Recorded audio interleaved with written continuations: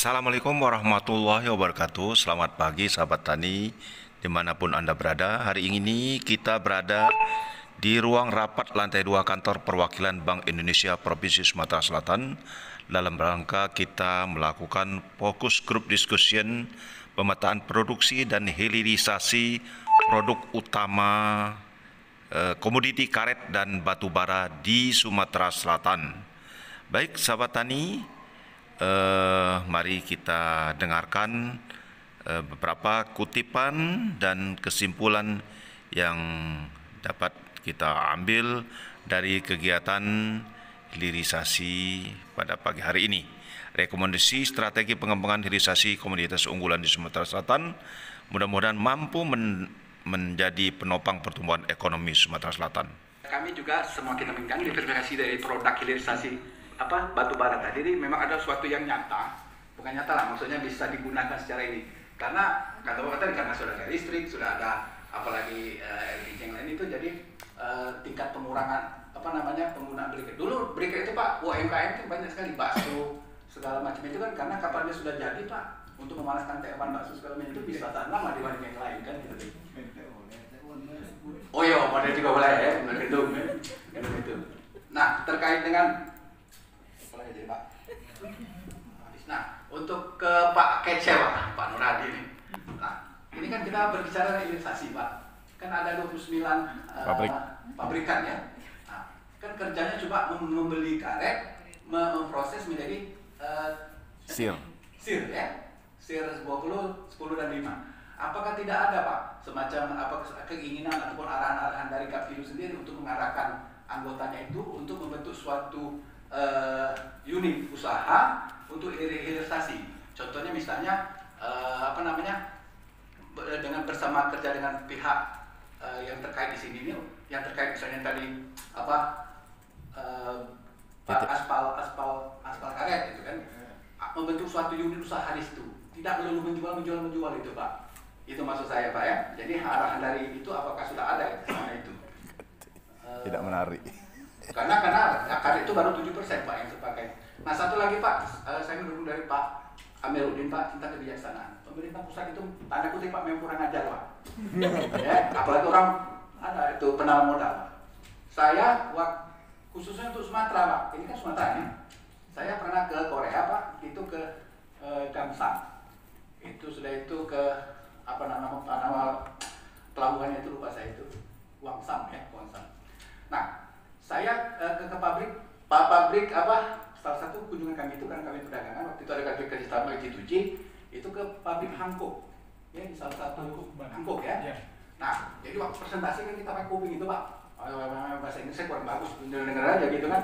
Pas ada terdengar sok Sumatera, dia bilang, wah apa sok Sumatera itu kan?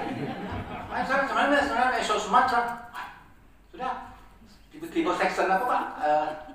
Nama jawab, saya tanya kan, tolong bahasa Inggrisnya Pak, gak ada lagi itu Pak, Sarah dengarnya tadi tidak kena gagal-gagal, cak mana kan ngomong ke Sumatera Selatan tuh, itu bahasa Inggrisnya Pak. Would you like to explain more about rupanya dia mau bangun pabrik di Indonesia Pak. We are going to build our product, our pabrik in Indonesia, pabrik ban. Wah, senang sekali saya Pak. Ya sudah kan, sudah diberi paparan, sudah sekian banyak investasi, malah sudah dibangun Pak setengahnya katanya. Hankook. Begitu pertanyaan itu saya tanya Pak, kira-kira di mana? Where about that you want to build your pabrikan itu? Di mana? Apa jawabnya Pak? Di Bekasi. Itu kan? Saya bilang memang kurang ajar timnya. Kenapa tidak? Kan kata-kata dari tadi bulu tambang. Sama Pak, kita di PLT kalau barat PLT apa? PLT itu ya. Nah, dulu kan keinginan kita tahun 2030 itu akan dibangun suatu PLTU di mulut tambang. Setelah diprioritaskan, ternyata ada masuk lah angin-anginnya bahkan dibangun di Tanjung ini gitu ya. Ternyata tidak, dan justru dibangun di Jawa Barat, di pabrik Suralaya gitu kan. Kenapa tidak dibangun situ? Banyak sekali alasan. Nah, keduanya, maka saya bilang TPM itu, kenapa tidak buka karpet merah itu ke Sumatera Selatan Pak? Ya, karena kita punya mulut tambang, mulut segala mulut ada di sini Pak. Ada ya, tekun mulut itu ada Pak. Teka yang itu beda ya. Ya maksudnya yang potensi. Kata Pak Amiruddin tadi tidak hanya dua produk ini kita punya. Jadi demikian mungkin ada koordinasi yang lebih baik lagi daripada instansi terkait, kerja-kerja pusat seperti kata Pak Amiruddin tadi, karena lihat potensi Sumatera Selatan, Sumatera, khusus Sumatera itu lebih besar Pak dari yang lain-lain. Kita punya semuanya. Terima kasih. Baik, terima kasih banyak Pak Ahmad Mirza. Ya, nah, punten nih kalau saya potong waktunya ya.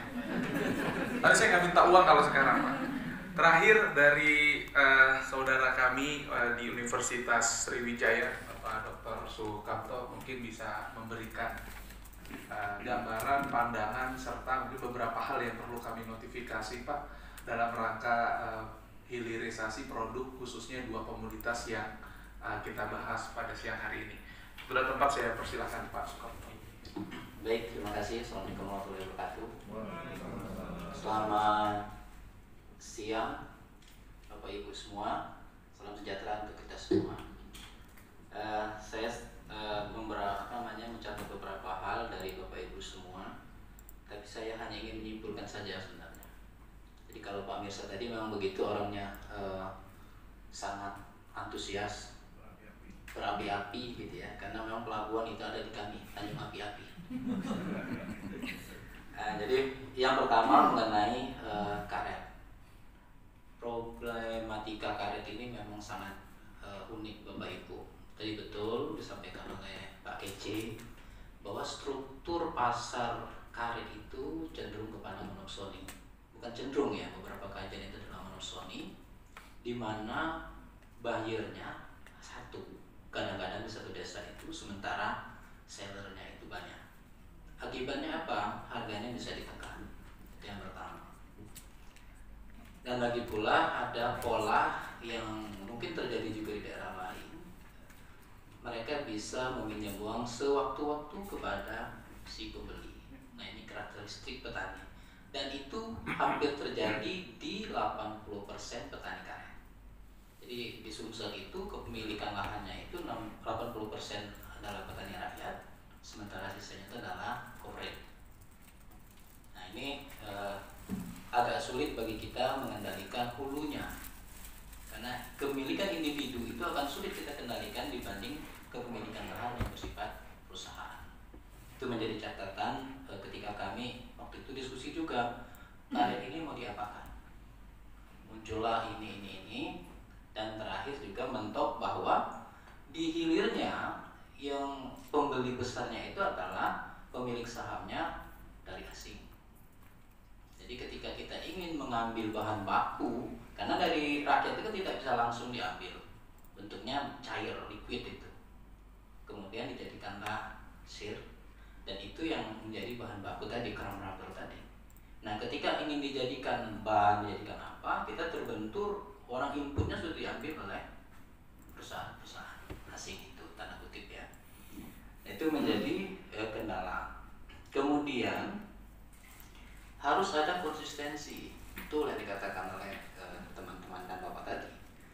Kita ini kalau bahasa Palembang itu angan-angan tai ayam. Perlu kesini ya kita buat program ini. Tapi sebenarnya yang kita harus pahami ketika kita melakukan diversifikasi ekonomi, ujungnya adalah untuk kesejahteraan rakyat, bukan untuk kepentingan A, B, C, dan seterusnya. Dan harus ada political will. Jadi jangan berhenti rezim, berhenti lagi gitu. Sampai bingung tuh orang mau pedang mappingnya. Kemarin ini kok ini ya, artinya harus ada konsistensi. Monggo kalau kita ingin ke karet, ya kita sudah ada master plan-nya ya. Master plan-nya kita sepakati bersama di Bapeda itu.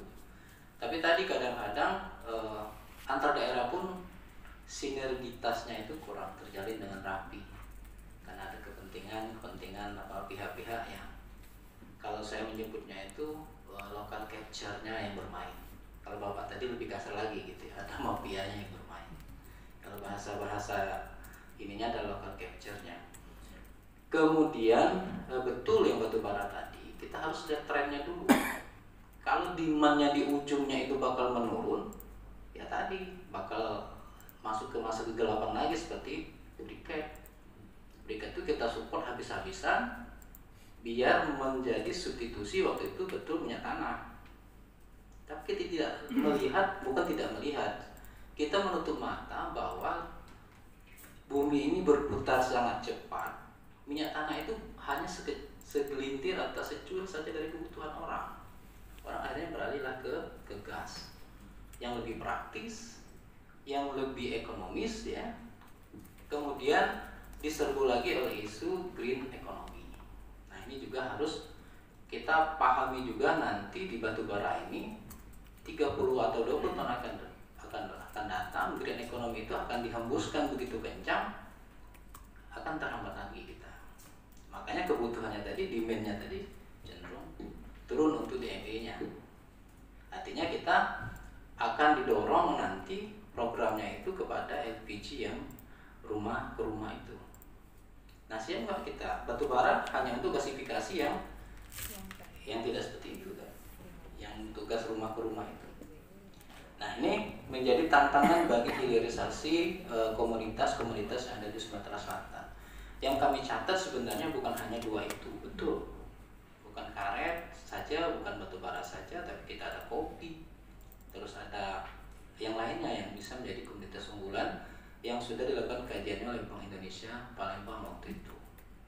Nah yang terakhir mungkin dari kami, monggo kalau mau diversifikasi, tapi tolong konsistensinya yang jelas. Saya tidak tahu output dari FTD ini adalah apakah memunculkan produknya saja, apakah memunculkan lokasinya, apakah memunculkan yang lain yang bisa menarik investor ke Sumsel. Kalau untuk menarik investor ke Sumsel di misalnya komoditas karet, ya tanya Pak Kece. Pak Kece punya banyak teman-temannya gitu ya. Kendala-kendala yang hadapi sudah disampaikan tadi. Kenapa ketika kita buat mapping investasi, Bapeda itu sudah punya, tapi investor yang menanya itu, yang ditanya adalah keberlanjutan. Kita ini bisa membuat, tapi kadang-kadang ujungnya itu tidak kita pelihara dengan baik gitu ya.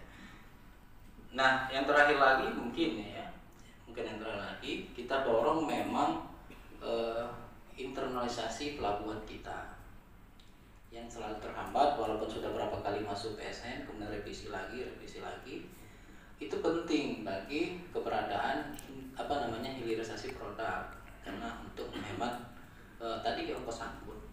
Kalau hanya mengandalkan tol ya atau kereta juga tidak terrealisasi dengan baik. Double track kita dari Muara-Enim ke Tanjung Api-Api kan sudah direncanakan juga ya, tapi dari zaman ke zaman ya belum terrealisasi. Pelabuhan juga Tanjung Api-Api bolak-balik ganti rezim, ganti pemerintah ya begitu saja. Nah yang terakhir adalah tadi new syarat tadi, mudah-mudahan bisa kita dorong dan hilirisasi produk ini bisa benar-benar pesan kami dari akademisi membawa kesejahteraan bagi seluruh umat, bukan untuk segelintir orang. Kemudian nanti berganti lagi pimpinan, berganti lagi orientasinya. Mungkin itu Bapak Ibu semua yang bisa kami sampaikan sebagai catatan mengenai hilirisasi produk batubara dan karet. Assalamualaikum warahmatullahi wabarakatuh. Waalaikumsalam.